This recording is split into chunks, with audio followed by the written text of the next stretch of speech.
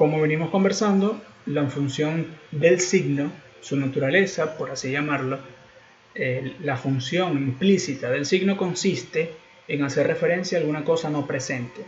Esta es la oposición o la dialéctica entre esa idea de presencia enfrentada a ausencia que define la función de los signos. Entendemos también que es un proceso mental en la lectura del signo. Se genera entonces este proceso capaz de captar simultáneamente el conjunto de los elementos que lo componen, de modo que la relación entre estos elementos que giran en torno al signo es lo que nos permite aprender la significación. Esa significación del signo tiene como tarea representar una carencia. Recuerden, presencia, ausencia. El signo representa a través de su significación una carencia, es decir, es algo fuera del signo mismo. Por tanto, no puede haber significado sin alguna materia significante. Recuerden a Saussure. No puede haber comunicación sin alguna simulación. Si estamos diciendo que el signo refiere a algo que no está presente, estamos diciendo que el signo simula algo. El hecho de yo decir elefante, de yo decir escuela, de yo decir universidad, de yo decir playa, estoy trayendo, simulando algo que no está. Y justamente este proceso de simulación es lo que hace posible la comunicación. Es decir, la comunicación es lo que permite que yo les diga a ustedes playa y que ustedes piensen en playa y yo les significo de muchas maneras un lugar que es una playa sin necesidad de estar frente a la playa o estar dentro de la playa. Este es el poder que tiene la comunicación, el poder de simular. Y sin sustituir algo, sin sustituir un lugar, un objeto por ese signo, entonces sería imposible el proceso comunicativo. Y por tanto, este autor sostiene en este material que el signo es justamente una mentira semiótica. El signo es aquello que está en lugar de otra cosa y por ese motivo es una mentira. El signo es siempre, en otro sentido, el signo es siempre institucional. Por eso siempre existe para un grupo limitado de usuarios. Incluso un signo puede existir solo para una persona. Yo, cuando quiero recordar cosas, por ejemplo, yo puedo colocar algo inusual en un espacio. Por ejemplo, puedo colocar en la cama un gancho de ropa. Y yo recuerdo con ese gancho de ropa, yo recuerdo que tengo que hacer algo, no sé, guindar algo, ¿no? O digamos recoger algo que está en el patio, yo qué sé. Lo cierto es que ese gancho en la cama es un signo para mí, porque evoca un sentido y un significado para mí, para más nadie. Entonces un signo institucional en tanto es, en primer lugar, arbitrario, pero también limitado a usuarios específicos. Y estos usuarios son usualmente los que comparten el significado cultural del signo. Cultural, es decir, fuera de una sociedad X, un signo no existe. Aunque para varias sociedades un signo puede representar cosas distintas, aunque sea así, ese signo solamente existe dentro de una sociedad determinada. Fuera de ella no tiene ningún sentido, ninguna función, ninguna utilidad comunicativa y por tanto un signo es únicamente una construcción social y cultural. Y esto refiere el carácter y la dimensión de institucional. Con lo institucional referimos justamente eso, que el signo existe para un grupo limitado de usuarios. Hay signos que son, por ejemplo, para comunicar informaciones en el mundo, por ejemplo, militar. Hay signos militares, pero también hay signos académicos que dentro de otra esfera o institución social no tendrían mucho significado. Entonces, estos signos tienen una dimensión institucional, repito, en tanto son o existen para un grupo limitado de usuarios. Lo mismo, por ejemplo, para las distintas disciplinas deportivas, que para comunicar cosas utilizan signos particulares que fuera de esa disciplina no tendrían mucho sentido, excepto para los usuarios de la disciplina. Y como le les digo, existen también múltiples comunidades. Por ejemplo, estoy pensando en los veganos, en ecologistas, etcétera. Múltiples comunidades que pueden utilizar signos para comunicar entre ellos sentidos, que fuera de esa comunidad no existen grupos que los puedan interpretar o que los puedan comprender, excepto si tienen cercanía o acceso a esas comunidades. En este sentido, entonces, la producción de signos es, en el fondo de todo este proceso, una estimulación programada por un grupo social, destinada a manifestar y expresar aspectos de su vida como grupo. El significado de un signo es una unidad cultural definida en un campo semántico, dado por supuesto de forma de oposición o generando oposición ante otras unidades culturales. Es decir, la cultura produce signos que le dan sentido a sí misma, siempre en oposición a otra unidad cultural distinta, con otro significado, con otro sentido. Por ejemplo, ustedes pueden ver muchísimos casos, digámoslo así, en su vida diaria, pero bueno, estoy pensando en temas vinculados con conflictos raciales, con conflictos de territorio, con conflictos incluso de espacios familiares, domésticos, conflictos que están vinculados al género, es decir, existen distintos grupos en estos espacios que en su lucha simbólica o en su lucha por reivindicaciones y reconocimientos nos permiten ver justamente cómo construyen distintos signos que justamente están bien referenciados en un contexto particular y por tanto tienen su utilidad como oposición a otra unidad cultural. El caso de entre ciertos grupos de los derechos pro la diversidad sexual o de género, se habla, por ejemplo, de la noción de gay como distinta a decir, por ejemplo, marica. Es decir, existen distintas, aunque para algunos grupos eso puede ser sinónimo, para otros grupos no son sinónimos, son dos cosas completamente distintas. ¿Ve? Entonces, este tipo de signos representan justamente esta dimensión que tiene como producción a partir de oposición entre distintas unidades culturales. El signo, en otro sentido, no es tan solo el significado de la palabra. El signo no es tan solo una referencia a un objeto dado. El signo abarca las diversas facetas de la cultura y las diversas facetas que un contexto cultural nos puede regalar, en el cual por supuesto se utiliza el signo.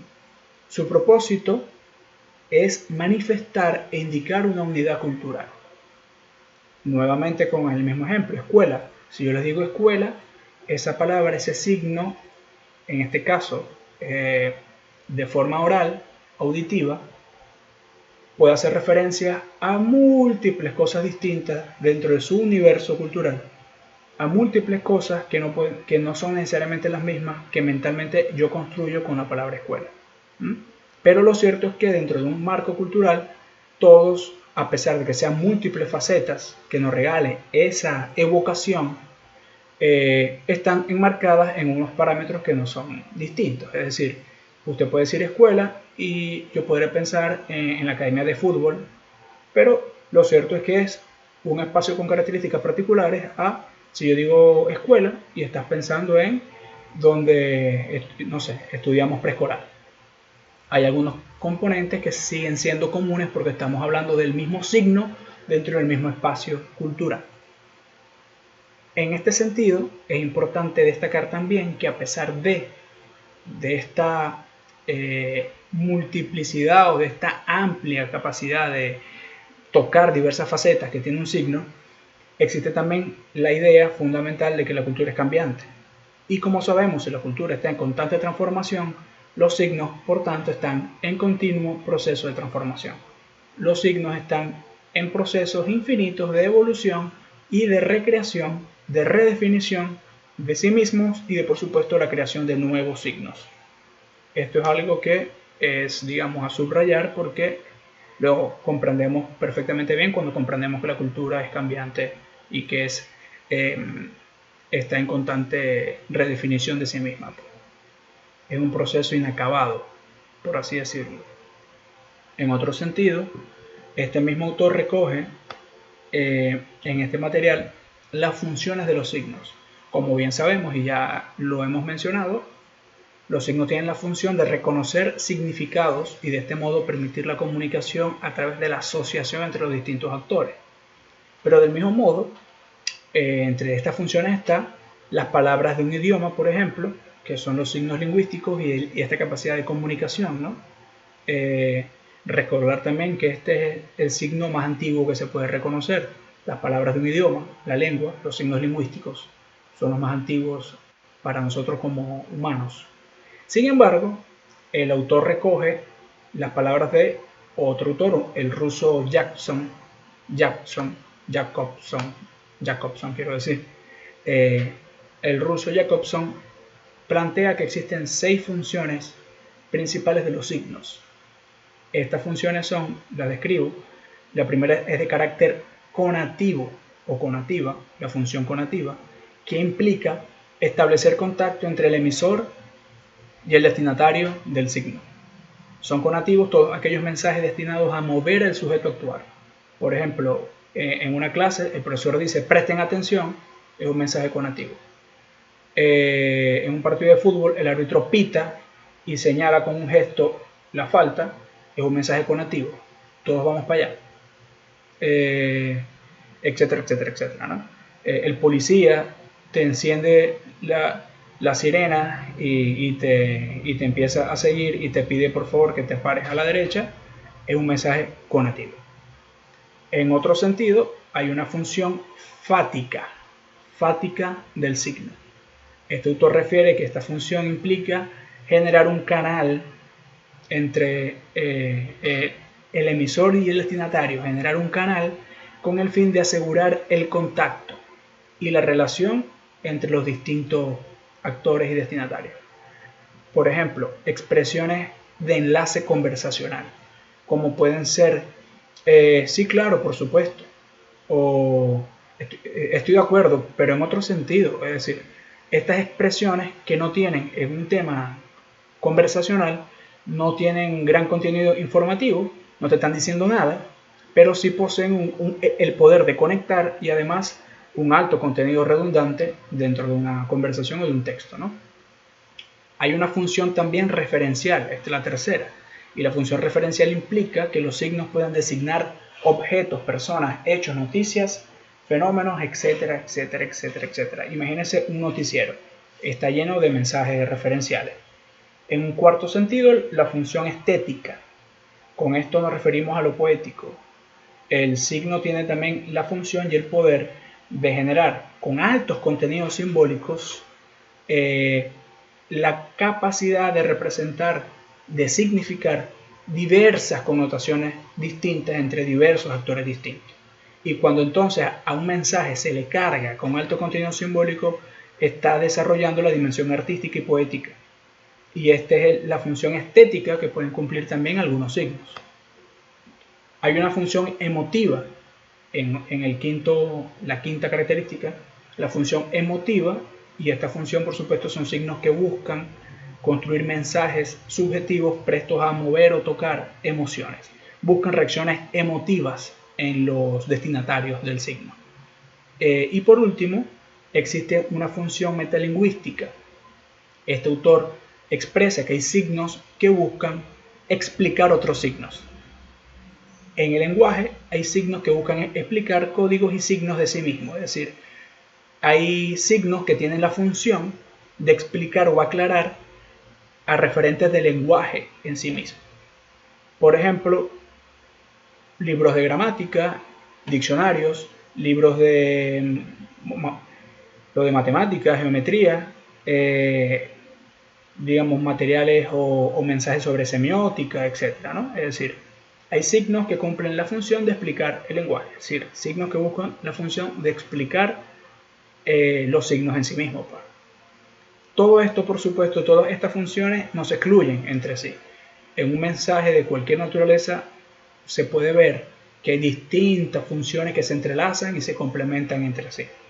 Recordemos que estas son las funciones que el autor Jacobson nos expresa en torno a los signos. Y ya para terminar, destacar que existe una común confusión entre los signos y algunas señales de la naturaleza o síntomas de la naturaleza que para los que no son sociólogos pueden ser lo mismo y no son lo mismo. Por ejemplo, el autor refiere bien varios ejemplos. El humo del fuego. El humo que produce el fuego no es un signo. Hay quien puede ver humo y dice, ah, no, mira, eso es un signo de que se está quemando algo. O quien ve una huella en la arena mojada que ya está seca y digamos, está la marca en la arena y dice, no, mira, esto es un signo de que el animal pasó por aquí o de que la persona caminó por ahí, en esta dirección. Esos no son signos. Esos son simples, no sé, señales, ¿no? No son signos naturales. No puede llamarse signo algo que se produce por simple fenómenos físicos, ¿no? No. ¿Por qué? Porque no hace falta ninguna convención social, no hace falta ningún acuerdo cultural para saber que si hay una pisada en la arena es que algo pasó por allí. No hace falta ningún acuerdo cultural para comprender que si hay humo es porque algo se está quemando. Son simples señales de la naturaleza, son señales físicas que con un mínimo de experiencia cualquiera las puede saber. Incluso los animales pueden reconocer este tipo de señales de la naturaleza. Recordemos que los signos son construcciones culturales y tienen ciertas características. Es decir, la primera es que tengan una función comunicativa tras un acuerdo social, que permita generar un sentido, un significante. No basta, no es que estos fenómenos o estos síntomas, porque por ejemplo, en el caso médico, un síntoma, un médico reconoce en algunas descripciones de el estado físico o del el comportamiento de, digamos, ciertas bacterias o de ciertos organismos unicelulares, reconoce en síntomas una patología. Esto es observación.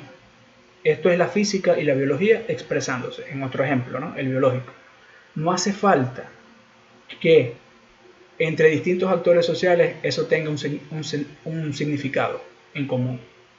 Los signos es lo que refiere a algo. Y esa referencia, recordemos, esa dicotomía entre presencia y ausencia, es esa referencia lo que le da el poder al signo y lo que lo hace signo. Repito,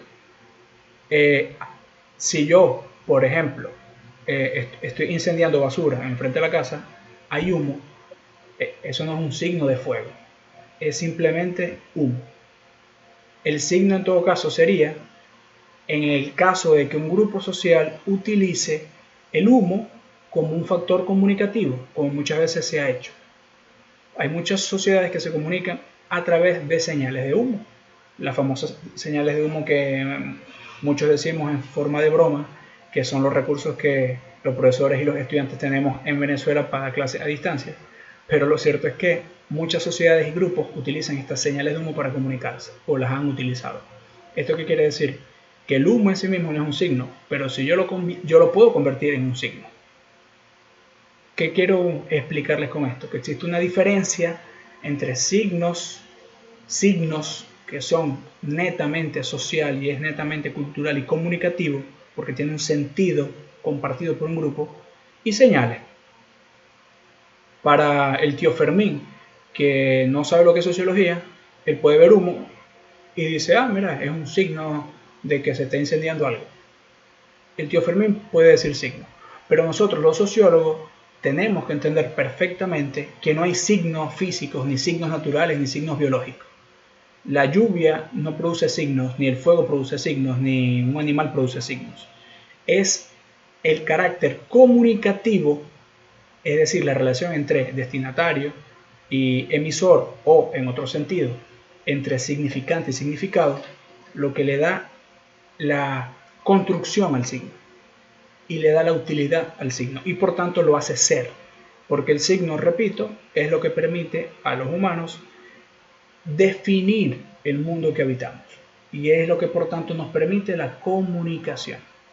Un incendio no nos comunica, la lluvia no nos comunica.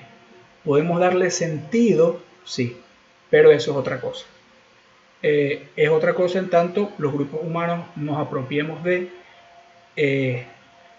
justamente las consecuencias de cualquier fenómeno natural, y apropiándonos de esas consecuencias generamos signos.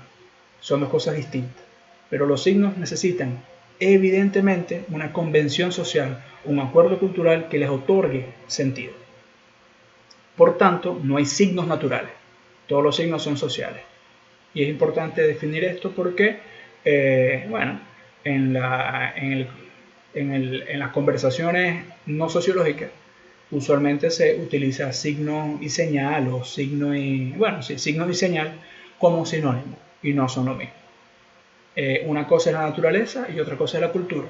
Recuerden que esta fue la primera distinción que hicimos en esta materia, en la primera unidad, en las primeras clases, era esa, la diferencia entre naturaleza y cultura, y en el tema de los signos estamos encontrándonos nuevamente con esa diferenciación que es importante tener clara. Los signos como construcción cultural.